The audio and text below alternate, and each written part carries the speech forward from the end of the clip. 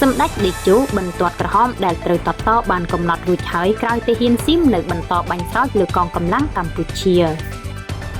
សម្ដេចតេជោហ៊ុនសែននាយឧត្តមសេនីយ៍ភុតលេខផ្កាយមាស5បានចេញបទបញ្ជាដល់កម្លាំងជួរមុខទាំងអស់ត្រូវមានការអត់ធ្មត់ក្រោយទៅហ៊ានឈ្លានពានសៀមកំពុងប្រើអាវុធគ្រប់ប្រភេទបាញ់មកលើកម្ពុជាតាំងពីម្សិលមិញយប់មិញនិងព្រឹកថ្ងៃច័ន្ទនេះក្នុងគោលបំណងទាញឲ្យតបតដើម្បីបំផ្លាញចោលបទឈប់បាញ់និងសេចក្តីថ្លែងការណ៍សន្តិភាពកម្ពុជាថៃ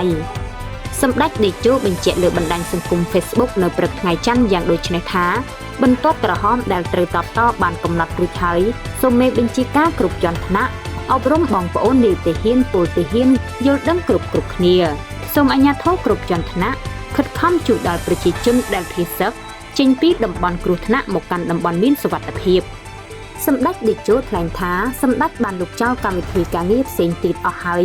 ដើម្បីមករួមជាមួយនាយករដ្ឋមន្ត្រីបញ្ជាលើកម្លាំងប្រដាប់អាវុធទប់ទល់ជាមួយការឈ្លានពាន